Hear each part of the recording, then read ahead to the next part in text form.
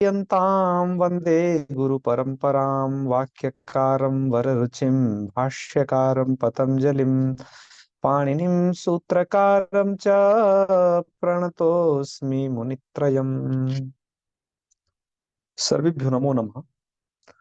आपका स्वागत है। आज इस अध्ययन श्रृंखला में हम अध्ययन करने जा रहे हैं ऊं प्रत्यय का।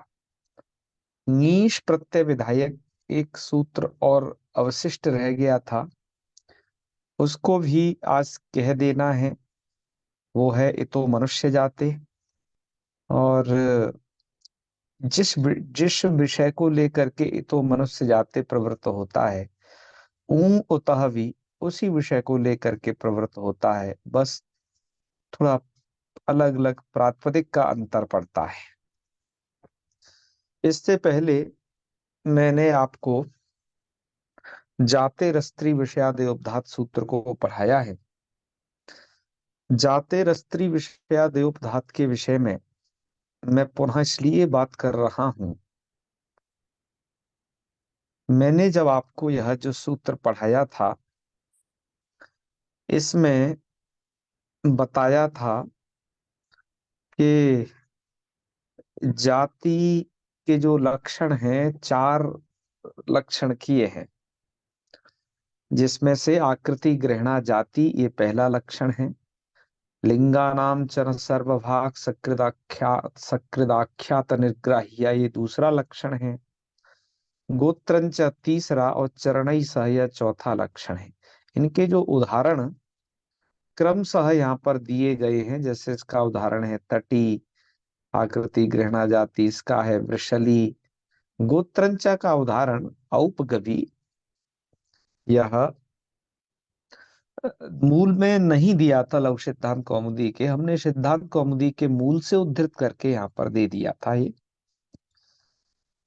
मैं अब थोड़ा चर्चा करना चाहता हूँ इस कठी को लेकर के, क्योंकि हमने कठी को कठेन प्रोक्तम अधीते ऐसा विग्रह करके चरणई सह, चरण मतलब जो वेद शाखा धेत्री वाचक जो शब्द होते हैं, कठ एक शाखा है, कपिष्ठल एक शाखा है, ये बड़ी प्रसिद्ध है, सब लोग जानते हैं इन्हें, तो उसको कठी कहा गया। यहाँ पर गीता प्रेस के टिप्पणीकार ने कठी जो उदाहरण है वो गोत्रंच यहाँ पर देना चाहते हैं या वो रखना चाहते हैं, उनके उस अभिप्राय से लगता है। इसके लिए मैं आपको वो गीता प्रेस के टिप्पणीकार ने क्या कहा है, किस प्रकार की विग्रह की है, इसे दिखलाना थोड़ा उचित समझता हूं। देखिए ऊपर इन्होंने कठी पर 3 नंबर की टिप्पणी लिखी। आइए हम उसको देखते हैं। 3 नंबर की टिप्पणी में लिखा उन्होंने कि कठ गोत्रोत्पन्ना स्त्री, अर्थात जो कठ गोत्रोत्पन्न है, मतलब कठी का अर्थ कर रहे हैं कठ गोत्रोत्पन्ना, ना कि हमने जैसा विग्रह किया है कि कठिन प्रोक्तम अधीते, है ना। अ, तो इस प्रकार से यदि यह ले रहे हैं, तो यदि कठ गोत्र है तो इनका ये विग्रह संगत है। मैंने जो व्याख्या प्रस्तुत की है, टीकाकारों ने अधिकतर वही दिया है। यदि गीता प्रेस के टिप्पणीकार ने कठगोत्रोत्पन्ना या स्त्री दिया है, तब तो आप ये साफ साफ समझ लीजिए औपगवी, जिसके लिए हमने कहा था मूल में कि औपगवी उदाहरण देना चाहिए था लक्कौमुदीकार को, ठीक है, गोत्रंचा इसमें, तब तो जो है अ, यदि इनके भाव से देखा जाए तो गोत्रंचा का उदाहरण ये कठी हो जाएगा, और चौथा जो उदाहरण है चरणई साहब उसका हो जाएगा। ठीक है मित्रों, यहाँ पर एक बात और थोड़ा दिमाग में आती है। अभी हम इसका गोत्रंचा चरणई साहब, इसका अर्थ क्या करते हैं और क्या अर्थ वहां पर किया है बाल ने, इसका अनुसरण हमने भी किया। गोत्रंच चरणई सह का अर्थ थोड़ा सा मैं आपको वहीं जा करके दिखा देता हूं जहां पर हमने स्लाइड में से बनाया और बताया है। गोत्र के साथ साथ जो चरणवाचक शब्द, मतलब देखो क्या अर्थ किया है। गोत्रवाचक से जो शब्द होते हैं, यानी कि अपत्य प्रत्यांत जो प्रातिपदिक होते हैं, वो जातिवाचक होते हैं। ये गोत्रंचा का अर्थ किया है। और चरणई सह का अर्थ किया है चरणवाची, मतलब वेद शाखा धेत्रीवाचक जो प्रातिपदिक होते हैं वो भी जाति होते हैं। ठीक है। पर यदि गोत्रंच चरणई सह का अर्थ यदि ऐसा कर दिया जाए कि जो शब्द गोत्रवाचक होता हुआ साथ में विद शाखा धेत्रीवाचक भी है, जैसे कठी शब्द, ये दोनों तरीके का इस इन व्याख्यान से हमें प्रतीत होता है। ऐसा अर्थ करने पर भी इसकी संगति लगाई जा सकती है। तो ये कुछ बातें थी, हमने सोचा आपके सामने इन्हें कह देते हैं। तो कठी को गीता प्रेस के टिप्पणीकार गोत्रंच इसके उदाहरण में रखना चाहते हैं। ऐसा रखना मुझे लगता है थोड़ा वरदराजाचार्य जी को सम्मत हो सकता है। अतः इस तरीके से भी हमने यह व्याख्या प्रस्तुत की है। अब आप लोग ही प्रमाण है कि कहाँ तक ये व्याख्या सही है, बताइएगा। चलिए आगे बढ़ते हैं। आज का जो विषय पढ़ना है, ये थोड़ा विषय छूटा हुआ था, मुझे लगा कि थोड़ा इसके विषय में बोल करके तब हम आगे बढ़ेंगे आज। चलिए अब हम आ जाते हैं हितो मनुष्य जाते हैं। यहाँ पर इस सूत्र का अर्थ है इकारांतात प्रातिपदिकात मनुष्य जातिवाचिनः स्त्रियां नीष्यात्।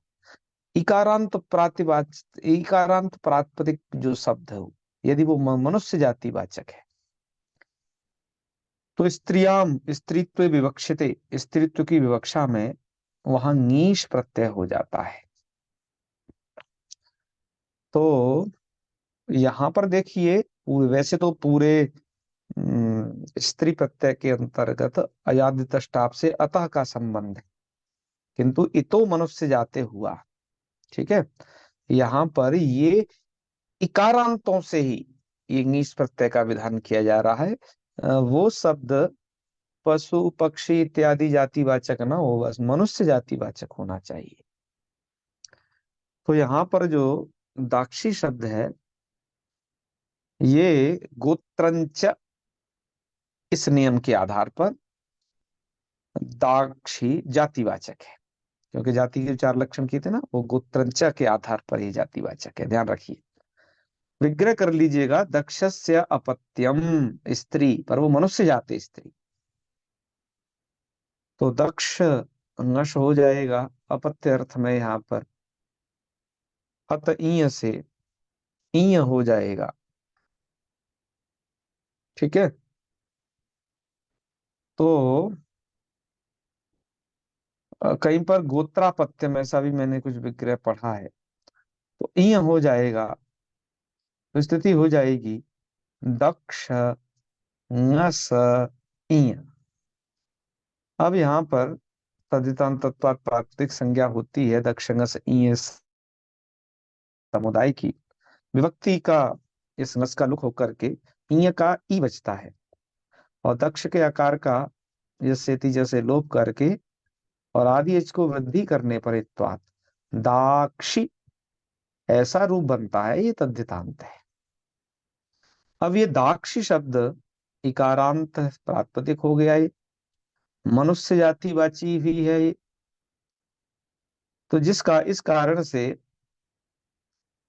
इससे नीश प्रत्यय का विधान हो जाएगा दाक्षी इस ह्रस्व इकारांत से नीश, और नीश का बचेगा ई, और दोनों इकारों में एक इकार पूर्व में है तो दीर्घ इकार बाद में है। तो यहाँ तो भाषासंज्ञा हो जाती है ना, हाँ। तो इसलिए भाषासंज्ञक ई वर्ण वर्ण का लोप होता है, इकार अथवा तद्धित के परे रहते। तो यहाँ पर ईकार पर है, भाषंज्ञ की वर्ण है ये दाक्षी का ई, इसका आप कर दीजिएगा लोप, और जो मीस का ई है उसमें जुड़ जाएगा दाक्षी, ये अब दीर्घ बन जाएगा। पाणिनि को दाक्षी पुत्र कहा जाता है, इनकी माता का नाम था दाक्षी। तो दाक्षी शब्द नीश प्रत्यय से निष्पन्न हो गया। स्वादि कार्य करने पर भी यहाँ पर सुपित सप्तम हल से सु का लोप हो जाएगा, तो दाक्षी का दाक्षी ही बनेगा। ऐसे ही विलक्षस्य पत्यम मनुष्य जाति स्त्री पिलाक्षी, और ये अवंती कुंती ये जो शब्द हैं ये तद्राज संज्ञक भी हैं साथ साथ में। तो ये ह्रस्वीकारांत है वैसे मूल रूप से तो, और इनसे भी स्त्रीत्व की विवक्षा में नीश प्रत्यय होकर के यहाँ पर अवंती कुंती ये बनते हैं। इनकी सिद्धि के बाद अब ये नीश प्रत्यय का प्रकरण यहीं समाप्त होता है, पर ये मनुष्य जाति वाचकों से ऊं प्रत्यय का विधान जस्ट अगले सूत्र द्वारा कर दिया गया, ऊं उतः के द्वारा। अतः हमने इस ऊं को इसके साथ ही दे दिया यहाँ। तो अर्थ कर लेना ऊं उतः का, उदंतात अयोपधात मनुष्य जाति वाचिनः स्त्रियां ऊंग स्यात्। उदंत शब्द हो ह्रस्वकारांत, अयोपद हो माने उसकी उपधा में यकार नहीं होना चाहिए, मनुष्य जाति वाचिनः मनुष्य जाति वाची होना चाहिए वो शब्द, स्त्रियाम स्त्रीत्व विवक्षिते ऊंग स्यात्। तो कुरोह अपत्यम मनुष्य जाते स्त्री, इसको देखिए कुरोह अपत्यम ऐसा विग्रह जब आप करेंगे तो कुरु नश होगा, और यहाँ पर तस्यापत्यम के अधिकार में पढ़े गए कुरुनादिभ्यो ण्य सूत्र के द्वारा ण्य प्रत्यय कर लिया जाता है, किंतु उस ण्य प्रत्यय का स्त्रियाम अवंति कुंति कुरुभ्यश्च इस सूत्र के द्वारा उस ण्य प्रत्यय का लुक हो जाता है। ठीक है, और तो ण्य प्रत्यय का लुक हो करके, और इससे तद्धित प्रत्यय का जो लुक है ना, इसमें अवंती कुंती शब्द भी आए हैं। तो अवंती और कुंती जो यहाँ पर हमने दाक्षी के बगल में ये मूल में पढ़े हैं, यहाँ पर भी जो तद्धितीय प्रत्यय होता है यंग नाम का, तो उस प्रत्यय का लुक हो जाता है, ध्यान रखना। तो लुक हो करके वहां पर उस प्रकार के वो इकारांत शब्द होते हैं, तो पूर्व में उससे नीश प्रत्यय हुआ है। यहाँ पर इसी सूत्र के द्वारा ऋण प्रत्यय का लुक हुआ है, प्रत्यय अलग है बस, ऋण प्रत्यय का लुक हो जाएगा तो कुरु का कुरु ऐसा है रस्सूकार वाला बनेगा। अब ये कुरु शब्द कैसा है, उदंत है, यस, यकार उपधा में नहीं है, अयोपद है, मनुष्य जाति वाचक ही है जी, है ना, क्योंकि कुरु अपत्य, कुरु अपत्यम मतलब ऐसी मनुष्य जाति की स्त्री, तो इससे ऊंग प्रत्यय कर देंगे स्त्रीत्व की विवक्षा में, तो कुरु ऊंग, ऊंग का बचेगा उ, और यहाँ पर इन दोनों उकारों में सवर्ण दीर्घ करके कुरु दीर्घ उकार बन जाएगा, उसे सु प्रत्यय लाएंगे, सु का बचेगा स। अब हलंगे आप दीर्घ सूत्र से प्रकृतम हल जो है ङेंत और आवंत से ही परिलोप करता है, पर यहाँ तो ये ऊं प्रत्यय वाला है, इसलिए यहाँ पर वो सूत्र नहीं प्रवृत्त होगा। फलतः सु के सकार का रुत्व विसर्ग होकर के कुरूहु इस प्रकार का रूप आपको प्राप्त हो जाएगा। मूल में कहा गया था कि जी अयोपद शब्द नहीं होना चाहिए, और अयोपद शब्द होना चाहिए माने योपद नहीं होना चाहिए, ये कहा था। अतः प्रश्न कर रहे हैं यहाँ पर, प्रत्युदाहरण दे रहे हैं, अयोपधात किम, यकार उपधा में नहीं हो ऐसा क्यों कहा जा रहा है। तो अध्वर्यु, अध्वर्यु में क्या स्थिति है, अध्वर्यु में उ, ये उ है बाद में, और यह अंत्यल से पूर्व वर्ण की हो गई उपधा संज्ञा, मतलब या की, ये ब्राह्मणी को तो कोष्टक में दे लीजिए, अध्वर्यु, बस यही बताना चाहते हैं। ब्राह्मणी विशेष इसलिए दे रहे हैं कि बिना ऊंग प्रत्यय के भी अध्वर्यु शब्द ह्रस्वकार वाला ही स्त्री लिंग में प्रयोग होगा, इसके दर्शाने के लिए ब्राह्मणी दे दिया है। मूल शब्द है अध्वर्यु। यह शब्द यो पद है, यकार उपधा वाला है अध्वर्यु, क्योंकि अंत से पूर्ववर्ण की उपधा संज्ञा होती है। अंत हो गया उकार, उससे पूर्ववर्ती है यकार।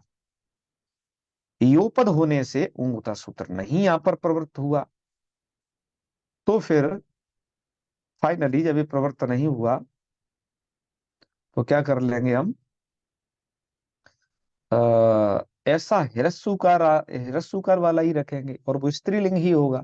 अध्वर्यु, अध्वर्यु ब्राह्मणी को कहेंगे। तो अध्वर्यु आप वेदाध्ययन करने वाली ब्राह्मणी को भी कह सकते हैं, और अध्वर्यु आप वेद पढ़ने वाले ब्राह्मण को भी कह सकते हैं। यहाँ पर ऊं प्रत्यय न हुआ। ठीक है।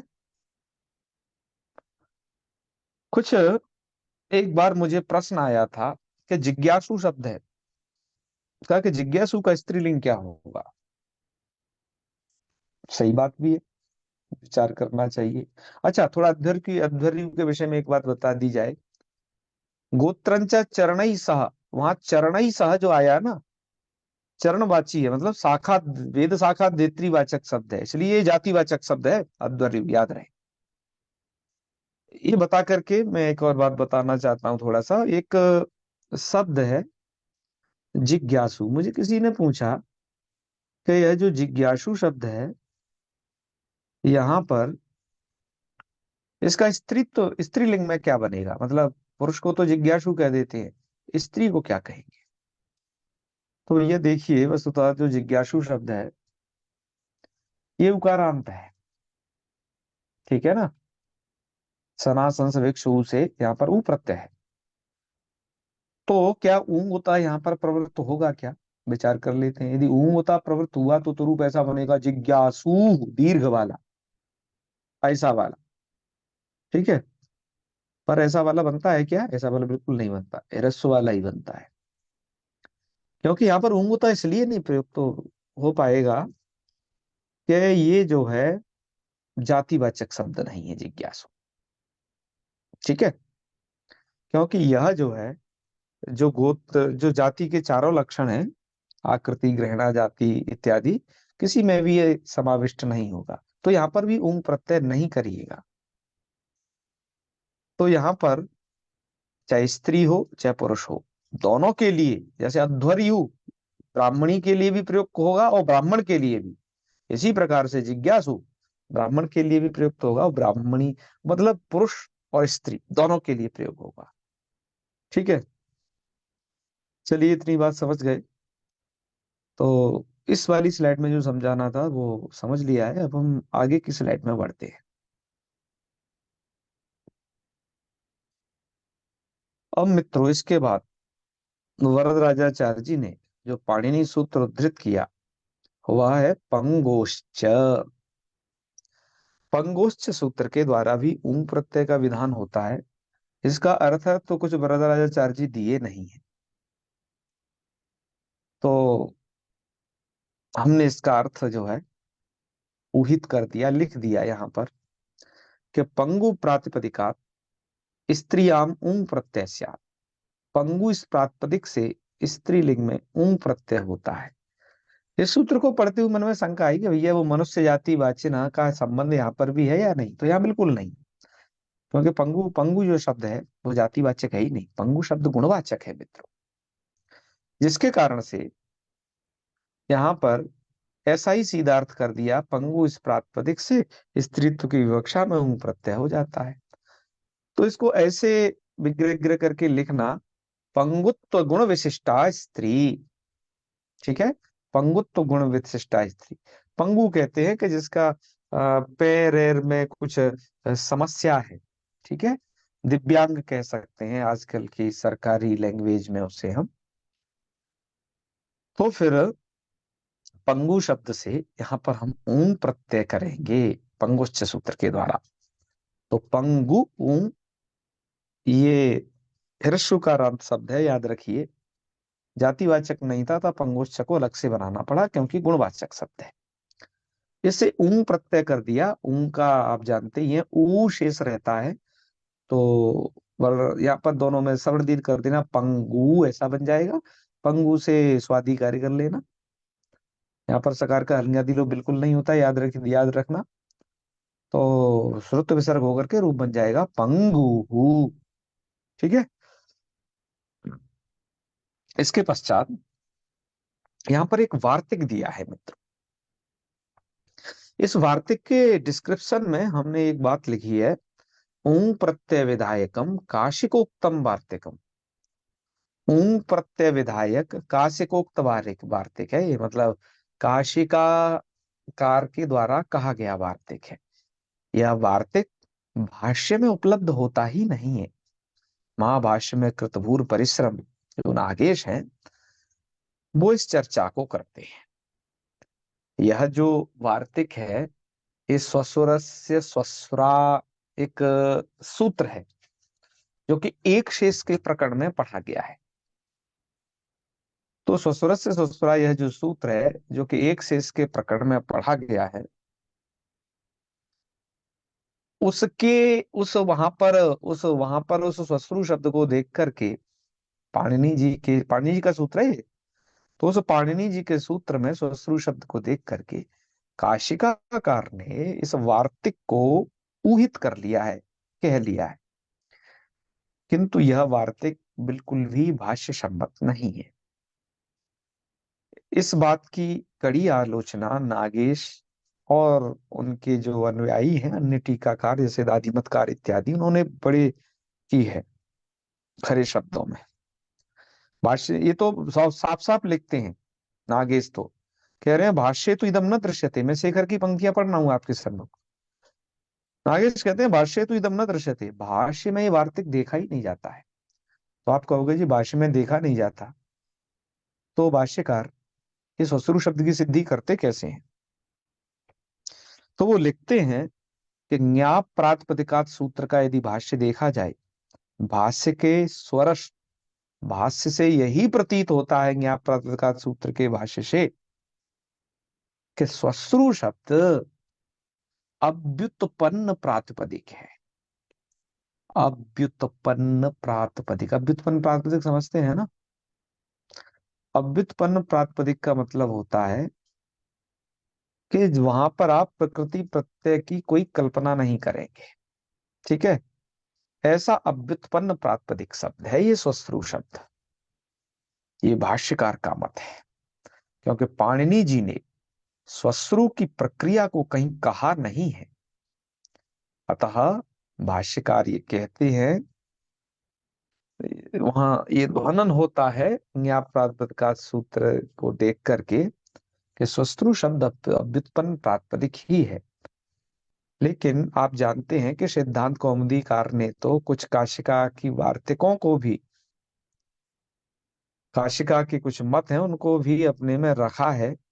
एक बात अलग है कि नागेश ने बड़ा घनघोर अध्ययन किया था जी महाभाष्य का। वो देख लेते हैं भाष्य सम्मतम किमस्ति किम नास्ति, एकदम चलनी से छान देते हैं। अतः कि यूं ही नहीं कहा नागेश ने अपने आप को, पातंजल महाभाष्य कृत भूरि परिश्रम, सुधी नागेश है ये। खैर ये एक अलग बात है, लेकिन उन कौमुदीकार को देख करके, सिद्धांत कौमुदीकार को देख करके, यदि लघु सिद्धांत कौमुदी में यदि ये काशिका का वार्तिक है, तो इसकी थोड़ा व्याख्या हम भी कर लेते हैं कि काशिकाकार चाहते क्या है। हमारे लिए तो वह आचार्य प्रमाण है, उन्होंने इस प्रकार से एक ऊहा कर दी है, ठीक है, लेकिन भाष्यकार सर्वोपरि है, वो परम प्रमाण। तो चलिए, वार्तिक है आपका स्वस्वरस्योकार अकार लोपश्च। स्वस्वरस्य उकार और अकार लोपश्च, चकार से यहाँ पर ऊंग प्रत्यय होता है, उसका ग्रहण करना है। हमने इसका थोड़ा अर्थ लिख दिया है सजा करके कि स्वस्वर प्रातिपदिकात पुंयोगे। हाँ, एक बात ध्यान रखिए, ये पुंयोग होने पर ही होता है ना? हाँ, ये जाति लक्षण नहीं है स्त्री प्रत्यय। स्वस्वर स्वस्वर से उकार अकार लोपस्य, ये पुंयोग लक्षण स्त्री प्रत्यय है। तो यहाँ पर सस्वर प्रातिपदिकात पुंयोगे स्त्रियाम ऊंग स्यात्, पहला अर्थ हो गया। और साथ में क्या कहिए, और भी अर्थ अवशिष्ट है कि तथा स्वस्वर इत्यस्य उकारस्य और अंत्यकारस्य च लोपस्य, दो काम करता है सूत्र। यह ये वार्तिक है, ये ऊंग प्रत्यय करता है और स्वस्वर के उकार एंड अकार दोनों का लोप करता है। अकार कौन से, अंत्य अकार का लोप। वैसे स्व सुर शब्द में दो अकार हैं, एक स्व में वकारोत्तरवर्ती अकार, एक रेफोत्तरवर्ती अकार। तो ये रेफोत्तरवर्ती अकार का लोप करेगा, एंड ये स्व सु में जो ऊ है इसका भी लोप करेगा। विग्रह कैसे करना है, स्वस्वर से स्त्री, यहाँ पर पुंयोगादाख्यायाम इस सूत्र के द्वारा नीश प्रत्यय प्राप्त था, उस प्रत्यय को बात करके स्वस्वर से उकार लोपस्य में इस चकार के कारण यहाँ ऊंग प्रत्यय हो गया, स्वसुर ऊंग। और साथ में क्या हुआ, स्वसर के रेफोत्तरवर्ती आकार का लोप, एंड ये स्वसु में जो ऊ है इसका भी लोप कर दीजिए। तो स्व सर उ माने ये बन गया स्वश्रु। आप इसे सु लाएंगे, सु का बचेगा स, और यहाँ पर हंगादि लोप होता ही नहीं है ऊंग में, आप जानते ही हो। तो सुरत विसर्ग करके रूप बना लेना स्वश्रु, यह रूप बन के तैयार हो जाएगा। मित्रों, आज हम अपने इस पाठ को यहीं तक पढ़ते हैं। इसके आगे का जो पाठ है उसे हम अब अगले वीडियो में पढ़ेंगे। तो आज के लिए इतना ही, फिर मिलते हैं आपसे कल परसों में। चलिए, ओम सर्वे भवन्तु सुखिनः, सर्वे सन्तु निरामयाः, सर्वे भद्राणि पश्यन्तु, मा कश्चित् दुःखभाग् भवेत्। ओम शांति शांति शांति। सर्वेभ्यो नमो नमः। शुभ रात्रि। प्रणाम।